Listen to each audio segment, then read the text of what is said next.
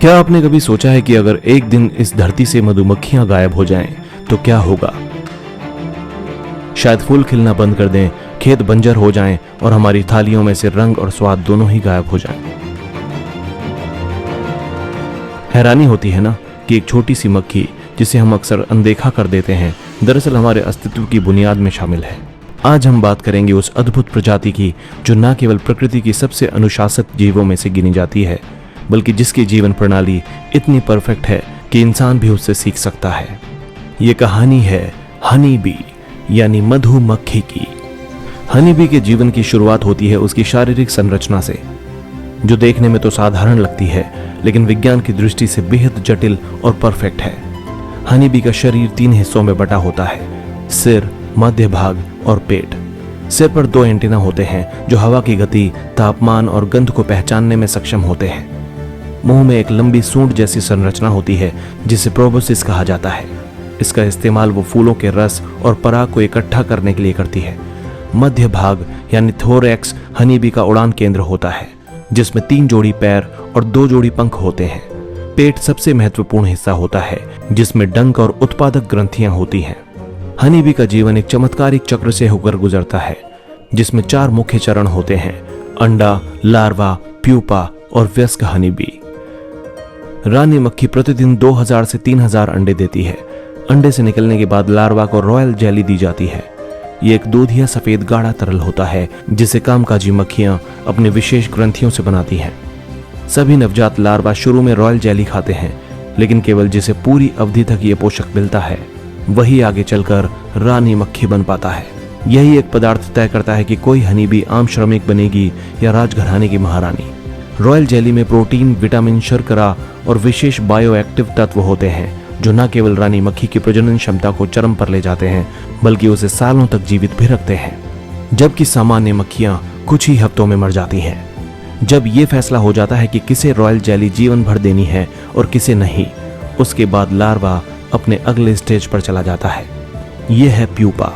Larva pupa बनकर cocoon में चला जाता है और पूर्ण विकसित होकर एक वयस्क हनी बी बन जाता है। हनी बी का समाज 3 वर्गों में बटा होता है: रानी, श्रमिक और ड्रोन।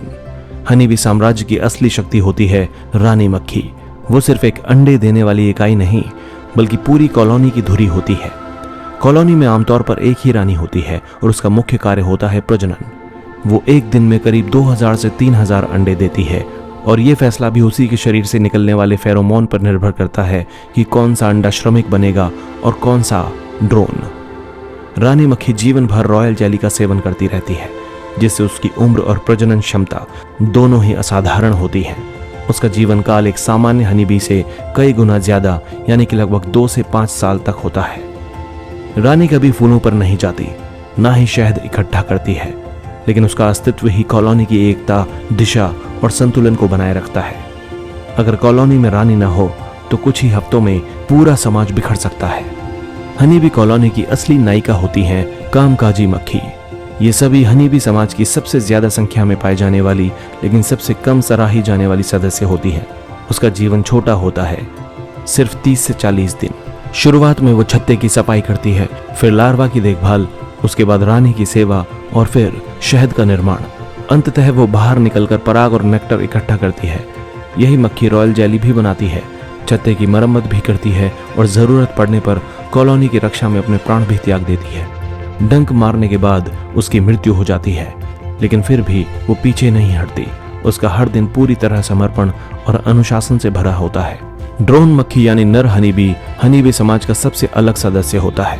उसका शरीर सामान्य मक्खियों से थोड़ा बड़ा होता है, आंखें भी विशाल होती हैं, लेकिन इसके बावजूद ना वो शहद बना सकता है, ना पराग ला सकता है और ना ही कॉलोनी की सुरक्षा कर सकता है। उसका एकमात्र उद्देश्य होता है रानी मक्खी के साथ प्रजनन। ड्रोन मक्खियां रानी की उड़ान भरने के दौरान आसमान में उसके साथ मिलती हैं और जो ड्रोन उससे सफलतापूर्वक प्रजनन करता है वो वहीं मर जाता है। बाकी ड्रोन मक्खियां कॉलोनी में थोड़े समय तक रहती हैं, लेकिन जैसे ही सर्दियां आती हैं और भोजन की कमी होती है तो कामकाजी मक्खियां उन्हें छत्ते से बाहर निकाल देती हैं, क्योंकि उसका काम सिर्फ गर्मियों तक ही होता है। जब हनी बी फूलों से रस लेती है तो उनके शरीर पर पराग चिपक जाता है। फिर जब वे किसी फूल पर जाती हैं तो वही पराग वहां स्थानांतरित हो जाता है और यही प्रक्रिया कहलाती है परागण यानी पॉलिनेशन। ये परागण न केवल फूलों के लिए जरूरी है बल्कि पूरी खाद्य श्रृंखला के लिए भी है। दुनिया के 75% फूलदार पौधे और 35% खाद्य फसलें हनी बी पर निर्भर करती हैं। शहद, जिसे हम आमतौर पर सिर्फ स्वाद के लिए पहचानते हैं, दरअसल हनी बी की मेहनत, विज्ञान और प्रकृति का अद्वितीय उपहार है। एक चम्मच शहद बनाने के लिए हनी बीज को करीब 1 लाख फूलों का नेक्टर इकट्ठा करना पड़ता है। हनी बी अपने प्रोबोसिस से नेक्टर को एकत्र करती है, उसे अपने शरीर में मौजूद विशेष एंजाइम से प्रोसेस करती हैं और फिर छत्ते की कोशिकाओं में जमा करती हैं, जहां वो समय के साथ गाढ़ा होकर शहद बन जाता है। हनी बी अपने डंक का इस्तेमाल तब करती है जब उसे लगे कि उसकी कॉलोनी, रानी या खुद पर कोई खतरा मंडरा रहा है। डंक मारते समय वो अपने शरीर से वेनम छोड़ती है, जो इंसानों में जलन, सूजन और कभी-कभी एलर्जिक रिएक्शन उत्पन्न करता है। मधुमक्खियां आज खुद के अस्तित्व के संकट से जूझ रही हैं। पिछले कुछ दशकों में वैज्ञानिकों ने एक खतरनाक पैटर्न नोट किया है। पूरी की पूरी मधुमक्खियों की कॉलोनियां बिना किसी स्पष्ट कारण के गायब हो रही हैं। इस रहस्यमयी घटना को कहा जाता है कॉलोनी कोलैप्स डिसऑर्डर, जिसमें हजारों कामकाजी मक्खियां अचानक छत्ता छोड़ देती हैं और लौटकर कभी नहीं आती, जबकि रानी मक्खी, अंडे और थोड़ा बहुत शहद वहीं पड़ा रह जाता है। दुनिया भर में वैज्ञानिक, पर्यावरणविद और किसान चेतावनी दे चुके हैं कि अगर हनी बी की ये गिरती आबादी नहीं रुकी तो अगले कुछ दशकों में हमारा खाद्य उत्पादन 30 से 40% तक गिर सकता है। यानी हनी बी नहीं तो खाना नहीं। यही कारण है कि आज जरूरत है उनकी रक्षा के लिए नीतियां बनाई जाएं। Urban bee keeping, pollinator gardens और ऑर्गेनिक फार्मिंग को बढ़ावा देने की, क्योंकि अगर हम अब भी नहीं जागे तो ये संकट सिर्फ हनी बी तक सीमित नहीं रहेगा, ये पूरे मानव समाज के लिए एक आपदा बन जाएगा। दोस्तों, अगर आपको हमारा वीडियो पसंद आया हो तो प्लीज लाइक और शेयर जरूर करें और हमारे चैनल को सब्सक्राइब करना ना भूलें। मिलते हैं अगले वीडियो में। नमस्कार।